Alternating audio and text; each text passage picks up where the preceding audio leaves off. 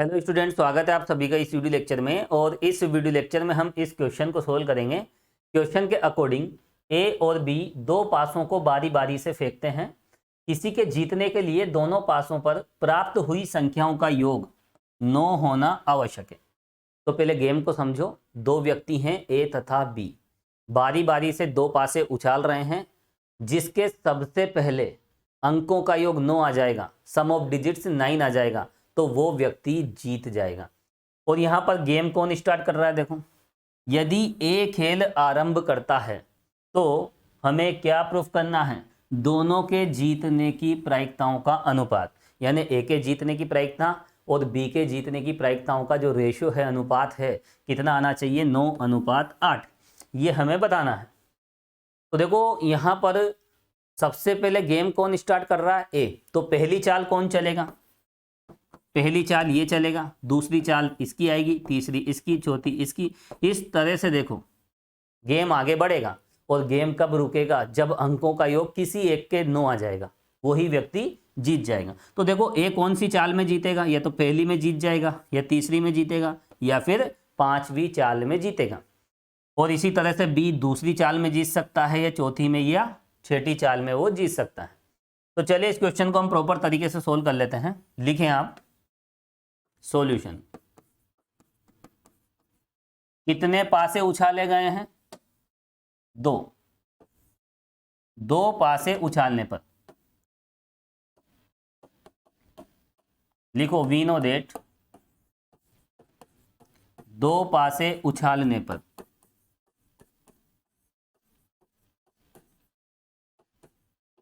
कुल स्थितियां कितनी होगी?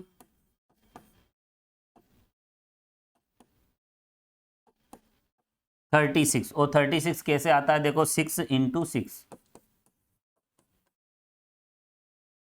है ना। पहले पासे पे भी 6 केस होते हैं, दूसरे पे भी 6 केस होते हैं, और दोनों पे कितने हो जाएंगे? टोटल 6 × 6 है ना, परमुटेशन थ्योरी। अब देखो यहां पर अंकों के योग 9 की बात कर लेते हैं, क्योंकि अंकों का योग 9 आने पर ही व्यक्ति जीतेगा। तो अंकों का योग 9 आने की जो अनुकूल स्थितियां हैं,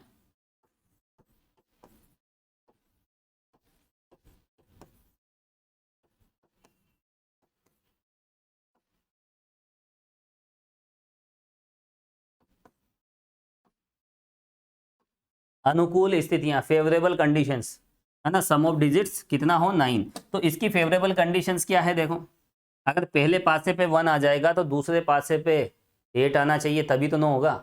लेकिन दूसरे पासे पे 8 कैसे आएगा? पासे पर तो 1 to 6 होता है। तो चलो यहाँ पर अगर पहले पासे पे 1 आ जाएगा तो फिर यहाँ अंकों का योग 9 पॉसिबल नहीं है। तो आप मैक्सिमम नंबर लेके चलें। पासे पर मैक्सिमम नंबर क्या होता है? 6। 6 के साथ 3 आ जाए। अब देखो इसमें से आप -1 कर दो, इसमें +1 कर दो, इसे घटा दो और दूसरे को बढ़ा दो, फिर घटा दो और इसे बढ़ा दो। इस तरह से आगे बढ़ते जाएं। और देखो ये फर्स्ट और लास्ट एक दूसरे के अपोजिट आ जाएंगे। 6 3 उधर 3 6। तो देखो इतने ही केस होंगे। तो यहाँ पर क्या प्रोबेबिलिटी होगी? लिखें आप, अतः अंकों का योग 9 आने की प्रायिकता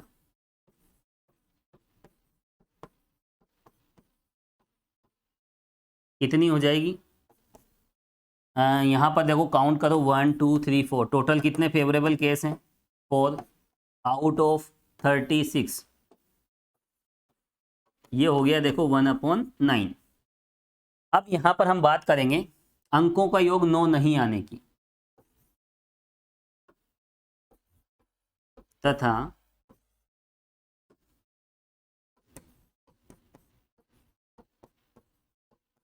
अंकों का योग 9 नहीं आने की प्रायिकता।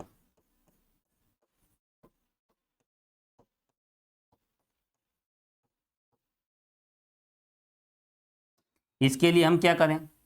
अगर अंकों का योग 9 नहीं आए तो इसके लिए क्या करें? देखो हम 1 में से सब्ट्रैक्ट कर देंगे। किसी भी घटना के घटित होने की प्रायिकता और उस घटना के घटित नहीं होने की प्रायिकता, दोनों का योग क्या होता है, 1 के बराबर होता है। तो यहाँ पर देखिए ये एक घटना है तो इसके घटित न होने की क्या हो जाएगी, 1 माइनस 1/9। 1 में से हम सबट्रैक्ट कर देंगे, कितना आ जाएगा, 8/9। कॉमन सी बात है, ये आपने पढ़ी रखा होगा, PA प्लस PB बार, है ना, बहुत छोटी क्लासेस से हम पढ़ते हैं। 9 आने की प्रायिकता अंकों का योग कितनी है, 1/9, तो 9 नहीं आने की 1 में से हम घटा देंगे, सिंपल सी बात। चलिए अब यहां पर देखो, हम कुछ इवेंट्स मान लेते हैं। देखिए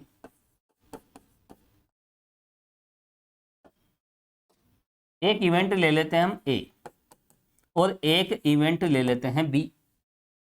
A का मतलब क्या है, A किसे रिप्रेजेंट करता है, यहां पर A द्वारा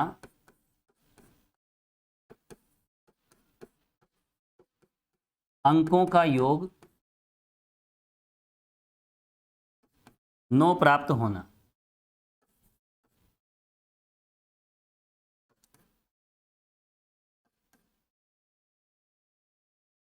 तो A द्वारा अंकों का योग 9 प्राप्त होना है, अंकों का योग आना एक ही बात है, शॉर्ट में लिख लो आप लोग, अंकों का योग कितना आना, 9। तो देखो A के द्वारा जब अंकों का योग 9 आएगा, उसे हम किससे रिप्रेजेंट कर रहे हैं, A से, है ना। A का मीनिंग समझो आप। B का मतलब क्या है, देखो B सच दैट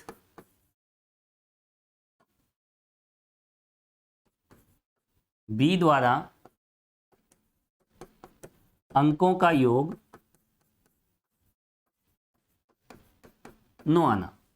तो B के द्वारा अंकों का योग 9 आएगा तो उसे हम B से रिप्रेजेंट कर रहे हैं, ठीक है। अब यहां पर देखो A और B का मतलब फिक्स हो गया, है ना। प्रोबेबिलिटी में हम इस तरह से कुछ इवेंट्स मान लेते हैं ताकि ज्यादा लैंग्वेज ना लिखना पड़े। अब यहां देखो,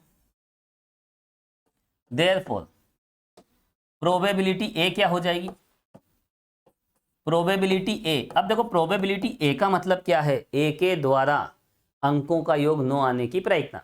तो किसी के भी द्वारा, देखो पासे किसी के भी द्वारा उछाले जाएं, चाहे मैं उछालूं या आप उछालें, कोई भी व्यक्ति पासा उछालता है तो अंकों का योग 9 आने की प्रायिकता हमेशा 1/9 होगी। तो देखो A के द्वारा अंकों का योग 9 आए तो 1/9, और A के द्वारा अंकों का योग 9 नहीं आए, इसकी प्रोबेबिलिटी कितनी हो जाएगी, देखो ये 1 में से सबट्रैक्ट कर लो, कितनी है, 8/9। और देखिए B की हम बात कर लेते हैं। B के द्वारा अंकों का योग 9 आएगा तो प्रोबेबिलिटी 1/9, और B के द्वारा अंकों का योग 9 नहीं आएगा, है ना, B बार का मतलब उसकी जस्ट अपोजिट प्रोबेबिलिटी, तो ये हो जाएगा 8/9। देखो क्वेश्चन कितना अच्छा है। अब हम चलते हैं हमारे मेन टारगेट पे, निकालना क्या है, दोनों के जीतने की प्रायिकताओं का अनुपात। तो सबसे पहले हम क्या करेंगे, जो व्यक्ति A है उसके जीतने की प्रायिकता निकालेंगे। तो मैंने आपको अभी बताया था, A खेल स्टार्ट करता है, A क्या करता है, खेल स्टार्ट करता है, तो पहली बारी किसकी आएगी, A की, देखो, और दूसरी बारी किसकी आएगी, B की। तो पहली बारी A की है और दूसरी चाल किसकी है, B की, फिर तीसरी इसकी, चौथी, पांचवी, छठी। तो A के जीतने की जो पॉसिबिलिटी होगी फर्स्ट में, पहली चाल में, या तीसरी में, या पांचवी चाल में, यही बात हमें लिखना है। देखो प्रश्न के अनुसार A खेल प्रारंभ करता है,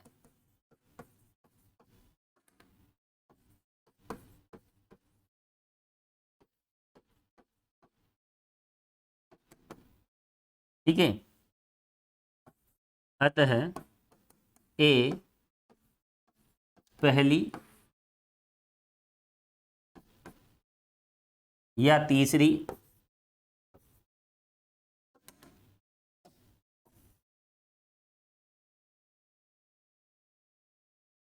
है ना, पहली या तीसरी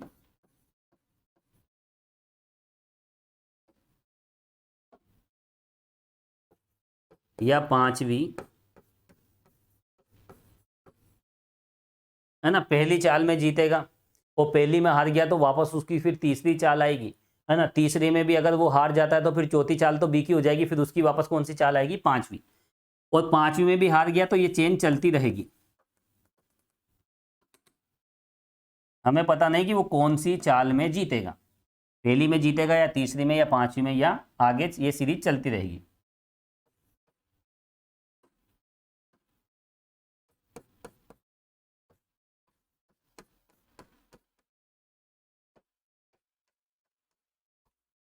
तो देखो इस तरह के जितने भी क्वेश्चन है, तो ये इंपॉर्टेंट बात है, जो खेल स्टार्ट करता है, खेल स्टार्ट करने वाला व्यक्ति पहली, तीसरी, पांचवी, सातवीं इस तरह की चालों में वो जीतेगा, और जो खेल स्टार्ट नहीं करता है ना, जो बाद में खेलता है, वो दूसरी, चौथी, छठी या आठवीं चाल में जीत सकता है। तो हम तो यहाँ पर देखो एक ही बात कर रहे हैं, है ना, एक ही जो भी प्रोबेबिलिटी होगी जीतने की वो निकाल लेंगे, और वन में से जैसे ही घटाएंगे तो बी के जीतने की प्रोबेबिलिटी आ जाएगी। तो बी पे तो हमें काम नहीं करना, हमें तो केवल एक ही निकालना है। ठीक है, लिखो आप यहाँ पर, देखो इसका थोड़ा सा मैं कलर चेंज कर देता हूँ।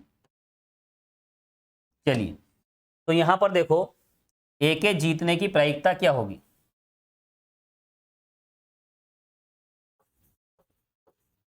अतः ए के जीतने की प्रायिकता,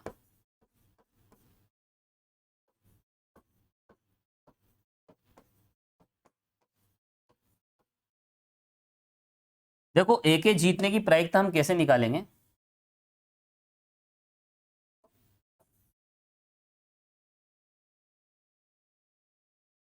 अब मेन कंसेप्ट यहां पर समझे आप, ए के जीतने की प्रायिकता हमें चाहिए। देखो ए यहां पर पहली चाल में जीत जाता है। पहली चाल में कब जीतेगा, जब उसके पहली बार में ही अंकों का योग 9 आ जाएगा। देखो यहां पर प्रोबेबिलिटी ऑफ, देखो किस तरह के केस बनेंगे। पहली चाल में ए के अंकों का योग कितना आ जाए, 9, क्योंकि यहाँ ए का मतलब क्या माना हमने, अंकों का योग ए के क्या आ जाएगा, 9, तो बी की तो बारी नहीं आएगी, ए जीत जाएगा। अब देखो ए तीसरी चाल में कैसे जीतेगा, यहाँ हमने लिखा है ए अगर पहली चाल में जीतेगा तो कब जीतेगा, जब उसके स्टार्टिंग में, अर्थात पहली चाल में उसके कितने आ जाए, अंकों का योग 9 आ जाए। तो पहली चाल में अंकों का योग 9 आ गया, उसका मतलब क्या है यहाँ पर देखो ए। ठीक है, अब देखो तीसरी चाल का मतलब क्या है, सबसे पहले ए ने गेम खेला, उसके अंकों का योग 9 नहीं आया, तो फिर हम क्या कहेंगे, देखो उसका सिंबल हम किस तरह से देंगे, अंकों का योग 9 नहीं आया। ठीक है, ए का मतलब क्या है, अंकों का योग 9 आ जाए, किसके, ए के, और ए बार का मतलब क्या है, ए के अंकों का योग 9 नहीं आया। तो चलो ए ने पहली चाल चली, अंकों का योग 9 नहीं आया, फिर बारी किसकी आई, बी की, तो उसके भी अंकों का योग 9 नहीं आएगा। हमें जिताना किसको है, ए को, तो यहाँ पर ए को ही जिताना है, क्योंकि ए के जीतने की प्रोबेबिलिटी हम यहाँ पर देख रहे हैं। तो ए देखो तीसरी चाल में कैसे जीतेगा, पहली चाल में उसके अंकों का योग 9 नहीं आएगा, बी के नहीं आएगा, और वापस जब तीसरी चाल ए के पास आएगी तो अंकों का योग उसके 9 आ जाएगा, यानी वो इवेंट कौन सी होगी, ए। फिर आगे हम बढ़ेंगे।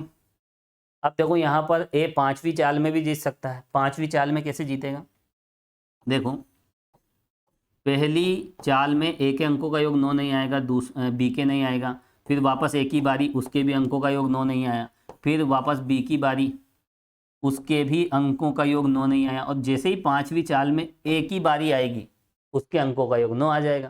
तो देखो इस तरह से वह जीतेगा। ठीक है, अब यहाँ पर देखो ये सीरीज आगे चलती रहेगी, थोड़ा सा हम स्पेस मैनेज करेंगे।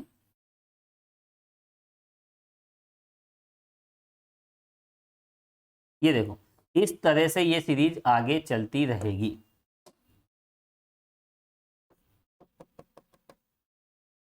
अब ये यहाँ पर एक्सक्लूसिव इवेंट्स हैं, ये जितनी भी इवेंट्स हैं देखो, ये पहली, दूसरी, तीसरी, ये सब इवेंट्स हैं, ये परस्पर अपवर्जी है, क्योंकि इनमें देखो कॉमन नहीं है।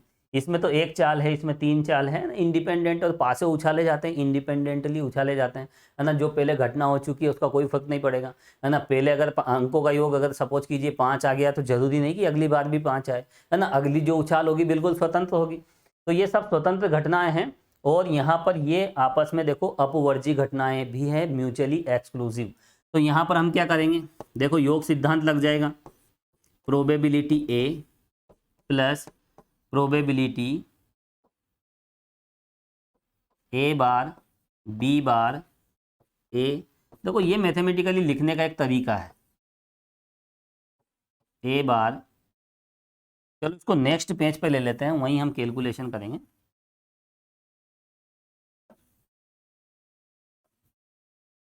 ठीक है, तो आप इसको समझें अच्छे से, बहुत आसान सा प्रोसेस है।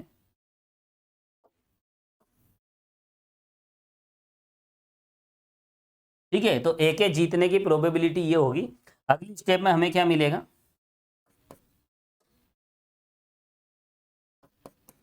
प्रोबेबिलिटी ए, पहली चाल में ए जीत गया और तीसरी चाल में इस तरह से जीतेगा। और उसके बाद अच्छा ये तो हमने लिख लिया ना, अब तो सीधा आप ये योग सिद्धांत लगा दीजिए। देखो योग सिद्धांत होता क्या है, मैं बता दूं आपको थोड़ा सा। प्रोबेबिलिटी ए यूनियन बी क्या होता है, probability A probability B minus probability A intersection B. इस बात को हम इस तरह से भी लिख सकते हैं, देखो सिंबल को आप समझे, यूनियन की जगह हम क्या लगाते हैं, प्लस लगाते हैं,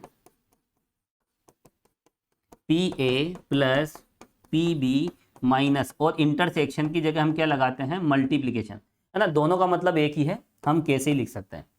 अपवर्जी घटनाएं जब होती है ना म्यूचुअली एक्सक्लूसिव, तो अपवर्जी घटनाओं में कोई कॉमन नहीं होता। कॉमन नहीं होता तो ये इंटरसेक्शन क्या हो जाएगा, फाई, और प्रोबेबिलिटी फाई कितना हो जाएगा, 0। जब कॉमन ही नहीं होगा तो उसके फेवरेबल कैसे 0 हो जाएंगे, तो ये दोनों पोर्शन यहाँ से हट जाते हैं। इसके लिए घटनाएं एक्सक्लूसिव नहीं है, है ना। एक्सक्लूसिव क्या, सॉरी एक्सक्लूसिव घटनाएं अपवर्जी घटनाओं के लिए, तो अपवर्जी घटनाओं के लिए ये नियम लगता है। और जो घटनाएं अपवर्जी नहीं है तो फिर ये वाला केस आ जाता है। अपवर्जी घटनाओं का मतलब होता है इस तरह का केस, डिसजॉइंट भी आप कह सकते हो, डिसजॉइंट अपवर्जी, जिनमें कोई भी कॉमन नहीं है, तो ये एक्सक्लूसिव इवेंट्स होती है, इनमें कोई कॉमन नहीं होता। और यहाँ पर देखो अगर ये वाला कंडीशन आ जाए तो ये होता है डिसजॉइंट, है ना। ये डिसजॉइंट नहीं, ये तो ज्वाइंट होगा ना, क्या होगा ये ज्वाइंट होगा यहाँ पर। और ये अलग अलग है तो क्या कहेंगे, देखो डिसजॉइंट, है ना, संयुक्त घटनाएं, और ये होती है असंयुक्त घटनाएं, है ना, डिसजॉइंट। और डिसजॉइंट का मतलब ही यहाँ पर होता है एक्सक्लूसिव इवेंट्स जिसमें कोई भी कॉमन नहीं होता है। और कॉमन नहीं होगा तो उनका इंटरसेक्शन क्या हो जाएगा, इंटरसेक्शन फाई हो जाएगा। कॉमन नहीं है तो इंटरसेक्शन फाई है, इंटरसेक्शन फाई है तो इस फाई की प्रोबेबिलिटी 0 हो जाएगी। तो देखो अपवर्जी घटनाओं के लिए, एक्सक्लूसिव इवेंट्स के लिए ये होता है। चलो यहाँ पर हम उसी की बात कर रहे हैं। देखो ये सब अपवर्जी घटनाएं हैं, और अभी मैंने आपको बताया था अपवर्जी घटनाओं के लिए ये थ्योरम इस तरह से होती है, P A plus P B. चलिए यही बात हम लिखेंगे यहाँ पर, तो क्या हो जाएगा, इसको सोल्व कीजिए। प्रोबेबिलिटी एक्स वाई जेड क्या हो जाएगा, probability of X, probability of Y और probability of Z, A bar B बार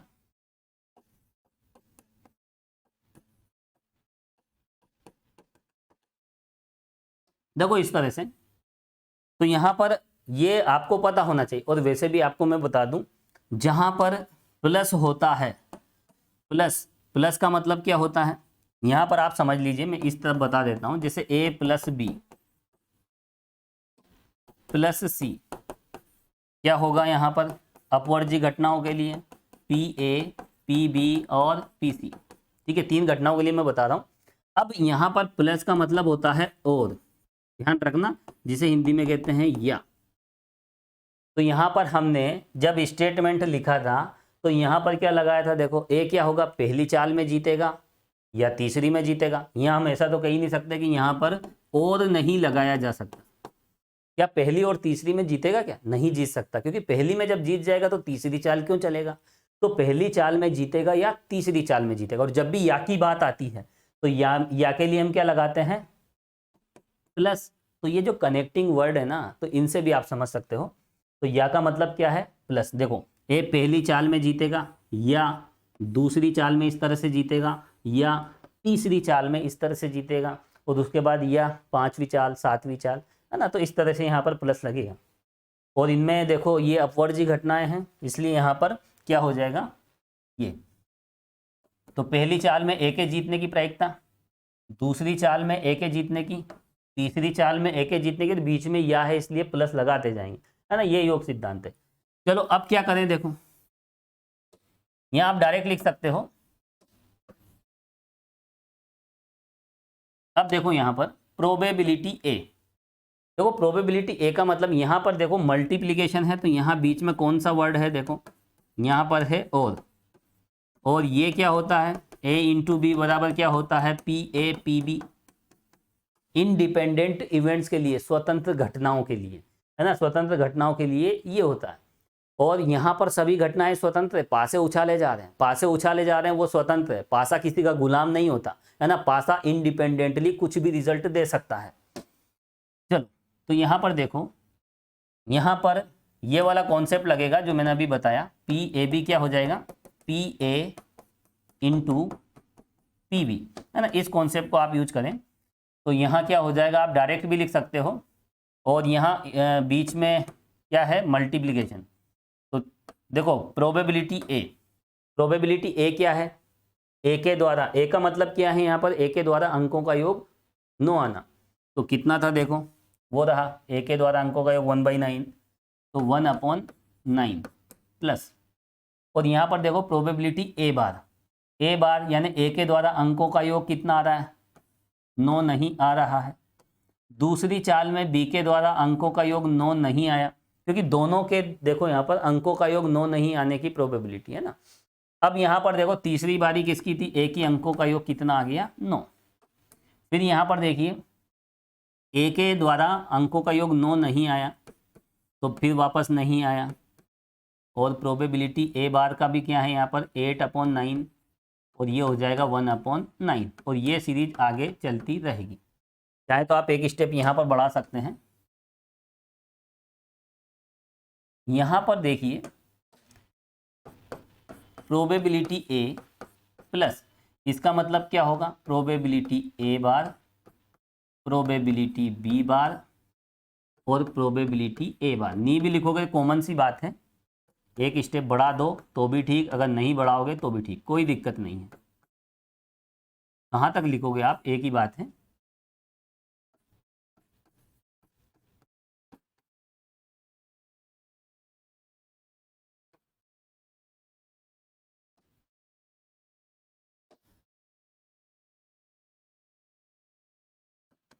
ये लीजिए, है ना, एक स्टेप मैंने बढ़ा दिया। वैसे आप डायरेक्ट ये इसकी जो वैल्यूज है आप डायरेक्ट ऐसे लिख सकते हो, इस स्टेप की कोई ज़रूरत नहीं है, ठीक है, समझाने के लिए मैंने आपको बता दिया।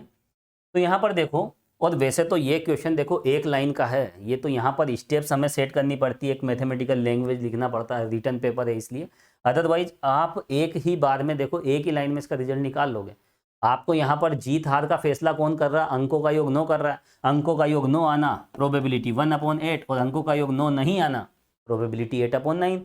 तो यहाँ पर देखो ए ने खेल स्टार्ट किया, ए पहली चाल में ही जीत गया, यानी उसके अंकों का योग 9 आ गया, या ए पहली चाल में जीतेगा, ए क्या करेगा, पहली चाल में जीतेगा, या तीसरी में जीतेगा, या पांचवी में जीतेगा, है ना। तो ये चेंज चलती रहेगी आगे भी।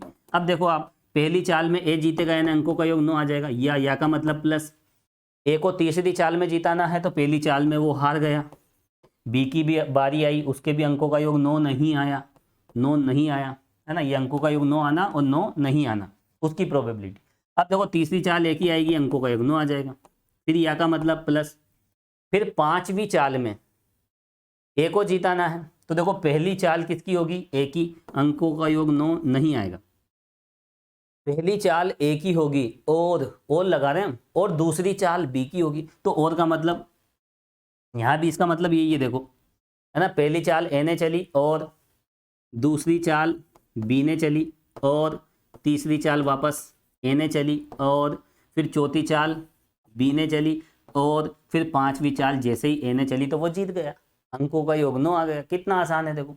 तो यहाँ पर जो एक्सपेरिमेंट हो रहा है, जो गेम चल रहा है, उसके जो भी शब्द हैं उसके अकॉर्डिंग आप ये मैथमेटिकल स्टेटमेंट बना लें, है ना। तो यहाँ जहाँ प्लस आता है वो योग सिद्धांत है और गुणा आता है तो गुणन सिद्धांत। तो सिंपल सी बात है, या की जगह प्लस और की जगह क्या लगाओगे आप, इनटू। लेकिन घटनाएं क्या होना चाहिए, स्वतंत्र और अपवर्जी। ए ने पहली चाल में जीत गया, ए पहली चाल में जीतेगा या दूसरी चाल में जीतेगा। जब ए दूसरी चाल में जीतेगा तो इस तरह से जीतेगा, पहली चाल में ए हार गया और दूसरी चाल में बी हार गया और तीसरी चाल जब ए की आई तो वो जीत गया। देखो कितना, जैसे जैसे हम स्टेटमेंट बोलते जा रहे हैं वैसे वैसे यहाँ पर टर्म्स आती जा रही है। या पांचवी चाल में जीतेगा, ए क्या करेगा, या पांचवी चाल में जीतेगा, या का मतलब वही प्लस ए का पहली चाल में हारना। और अब देखो और तो लगेगा, जब दूसरी की बज्जी आएगी, दूसरे की चाल आएगी तो हम और लगाएंगे। पहली चाल में ए हारेगा और दूसरी में भी ए हारेगा बी, फिर तीसरी में वापस ए हार गया, चौथी में बी हार गया और पांचवी में तो जहां और आएगा वहां पर इनटू। ये सिंपल सी बात है। चलो देखो यहां पर हम क्या करेंगे, इसको सोल्व करेंगे। तो ये बहुत आसान, 1/9 आप कॉमन ले लीजिए, 8/9। और देखो मैं तो एक आपको सलाह दूंगा, 1/9 के साथ यहाँ पर ये 8/9 भी कॉमन आ रहा है ना, तो इसको भी हम यहाँ से कॉमन ले लेते हैं। इसमें देखो 2 टाइम है और इसमें कितना है, देखो 4 टाइम था यहाँ। तो 8/9 8/9 8/9 और 8/9, एक टर्म यहाँ पर मिस हो गई। तो एक काम करो, इसको आप करेक्शन कर लो यहाँ पर, इसकी प्रोबेबिलिटी भूल गए हम। और लास्ट में क्या आएगा, क्योंकि 5 चालें चली यहाँ पर, ये लीजिए इस तरह से। अब देखो यहाँ पर 1/9 कॉमन आप ले लीजिए और 8/9 का स्क्वायर, 1/9 ही आएगा कॉमन तो वैसे। तो यहाँ कितना बचेगा, 1 + 8/9 का होल स्क्वायर प्लस यहाँ क्या हो जाएगा 8/9 का कितनी पावर, 4 पावर, और प्लस ये सीरीज आगे चलती रहेगी। देखो ये ए के जीतने की प्रोबेबिलिटी, अब इसे कैसे सोल्व करेंगे, 1/9। देखो ये जीपी है, जीपी, और जीपी में जब कॉमन रेशियो आर की वैल्यू 1 होती है, कॉमन रेशियो है ना, सार्व अंतर, आप इसको इससे डिवाइड करोगे तो देखो यहाँ पर 8/9 का होल स्क्वायर 64/49, ये 81, 1 से छोटा है ना। तो r का मान जब 1 से छोटा होता है तो ऐसी कंडीशन में जो गुणोत्तर श्रेणी है उसके अनंत पदों का योगफल क्या होता है, एस इनफाइनाइट कितना होता है, a/1 - r। ये एक फॉर्मूला है, जीपी की इनफाइनाइट टर्म्स को अगर हम आपस में प्लस करें, उनका सम करें तो ये फॉर्मूला यूज किया जाता है। लेकिन r की वैल्यू क्या होना चाहिए, 1 से छोटी। देखो यहाँ पर क्या हो जाएगा, a/a का मान कितना, फर्स्ट टर्म, और 1 - 8/9 और क्या हो जाएगा होल स्क्वायर। इसका क्या रीजन है, साइड में आप लिख सकते हो। वी नो दैट जीपी में S infinity is equal to क्या होता है, a/1 - r, है ना। जीपी में ये फॉर्मूला लगता है, लेकिन r की वैल्यू 1 से छोटा होना चाहिए और यहाँ पर 1 से छोटी है। अब चलो इसे हम सोल्व कर लेते हैं।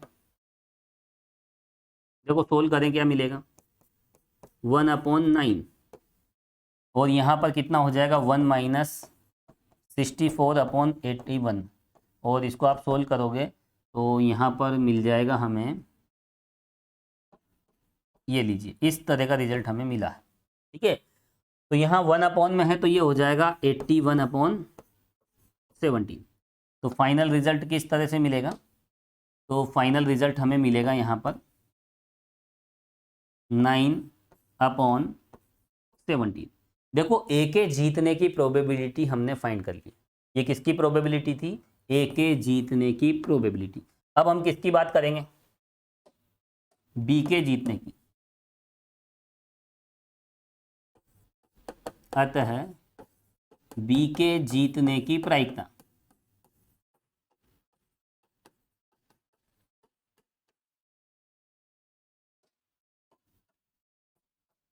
देखो यहां पर बी के जीतने की प्रायिकता, ये ए के जीतने की प्रायिकता है, दोनों के जीतने की प्रायिकता का योग 1 होता है। तो 1 में से आप ये सब्ट्रैक्ट कर दीजिए, तो 1 - 9/17, तो ये हो जाएगा 8/9।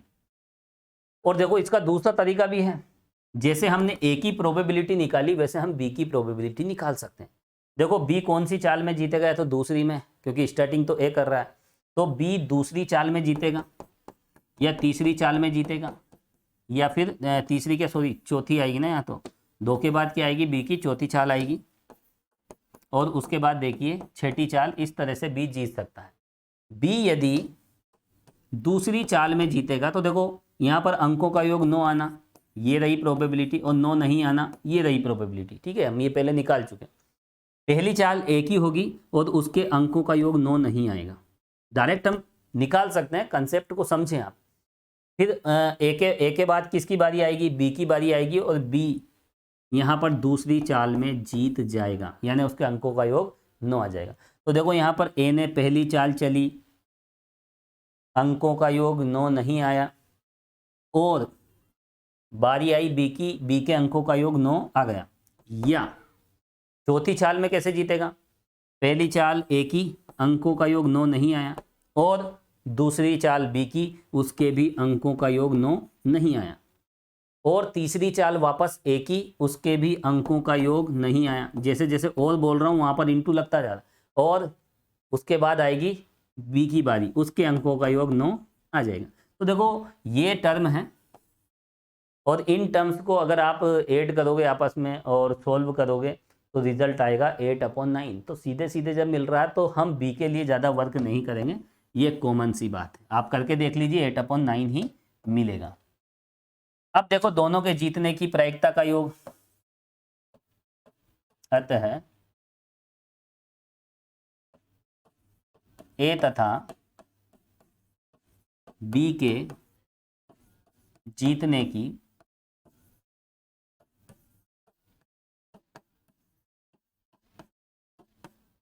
प्रायिकताओं का अनुपात हमें चाहिए, योग नहीं चाहिए, रेशो। दोनों के जीतने की जो प्रोबेबिलिटी है उसका रेशो हमें फाइंड करना है। क्या हो जाएगा? देखो ए के जीतने की प्रायिकता का अनुपात कितना है? 9/17 रेशो कितना है? 8/9। अच्छा, यहाँ तो देखो कितनी बड़ी गलतियाँ हो जाती है जल्दबाजी में। ये लीजिए, ठीक है, तो इसका कितना हो जाएगा यहाँ पर? 8/17, और आप इसे सोल्व करोगे, ये आपस में कैंसिल, तो रिजल्ट क्या मिला है? देखो यही हमें लाकर दिखाना था, हैंस प्रूव। कितना आसान क्वेश्चन है, देखो यही लाना था हमें स्टार्टिंग में, 9/8।